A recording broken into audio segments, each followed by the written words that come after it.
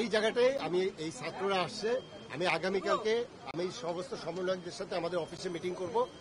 আমরা পারি নাই, আমরা ব্যর্থ হয়েছি, সেগুলো অনেকগুলো কারণ আছে। আমাদের ম্যান পাওয়ার নাই, আমরা সারা বছর কাজ করেছি, প্রতিটা মার্কেটে ঘুরেছি, কিন্তু আমাদের তো সেই লজিস্টিক নাই।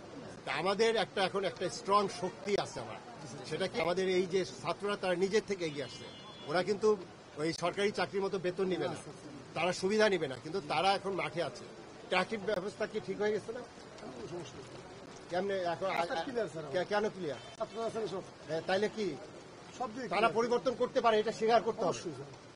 আমরা পারি না, তারা পরিবর্তন করতে পারে। এখন আমরা তাদেরকে যেটা বলতে চাই, এই যে আমি ওদেরকে আজকে কেন নিয়ে আসছি, আজকে যেমন চালের ওখানে দেখাইলাম, এখানে আপনার এখানে দেখাইলাম, সমস্যাটা কোথায় এই জায়গাগুলোতে নক করতে হবে।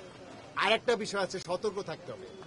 সতর্ক থাকতে হবে যারা এই কাজগুলো করেছে, পথে পথে চাঁদাবাজি করেছে, বা এই পাইকারি খুচরা পর্যায়ের যে অনিয়মগুলো করেছে, কারণ বাজারের যে জিনিসটা 40 টাকায় শান্তিনগর বাজারে গিয়ে 80 টাকা হয়ে যায়, তাহলে কি হচ্ছে, ওই যে জায়গাগুলোতে এই অনিয়মগুলো ছিল, সেই অনিয়মগুলো তো এখন নাই।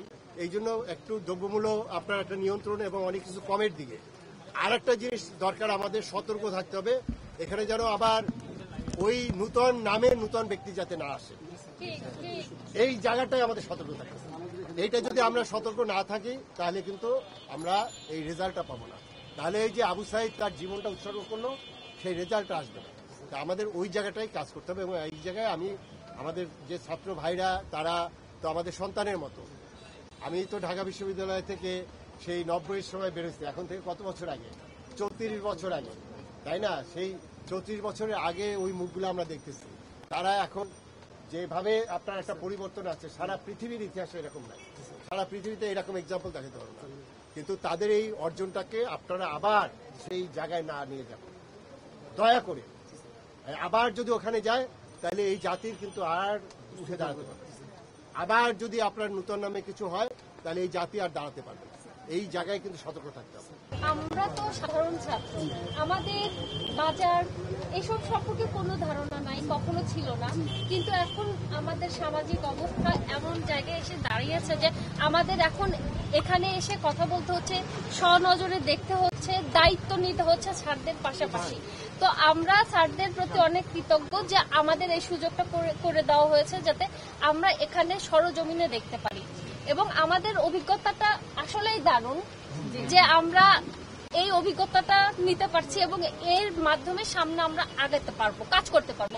আমাদের যারা আছে, আমাদের টিমে কাজ করছে, তাদেরকে আমরা পরামর্শ দিতে পারবো যে চলো আমরা এভাবে কাজ করি, যেরকম এরকম। আমরা এখন থেকে চেষ্টা করব প্রত্যেকটা লিফলেট একটা করে দোকানে থাকবে বাধ্যতামূলক, এবং এই সতর্কতা সবাই মানে অবলম্বন করবে, মেনে নিবে এবং তাদের একদম জানা থাকবে। এবং এখান থেকে আমরা যা শিখলাম যে আপনারা যাদের কাছে বিক্রি করছেন, খুচরা বিক্রেতা, তাদের সবার ডিটেলস, ফোন নাম্বার সহ, যাতে আমরা তাদের সাথে কথা বলতে পারি, সেই সুযোগটা আপনারা আমাদের করে দিবেন, আপনারা রাখবেন, আপনারা সচেতন থাকবেন।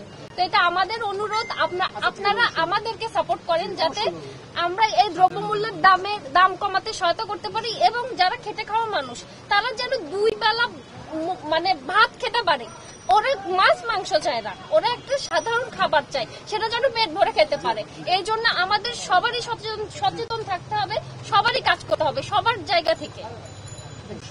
দেশটা আমাদের দেশটা স্বৈরাচার সরকার চলে গেছে, এখন আমাদের হাতে, এবং আমাদের নতুন করে গড়ে তুলতে হবে আমাদের সোনার বাংলা, নতুন করে সোনার বাংলা কেউ নষ্ট করবেন না, কেউ নষ্ট করবেন না। আপনাদের কাছে রিকোয়েস্ট একটাই, কেউ যদি চাঁদা তুলতে আসে অবশ্যই আমাদেরকে জানাবেন, কারণ আমরা বর্তমানে আগে যারা চাঁদা তুলছে তাদের নামের লিস্ট করতেছি।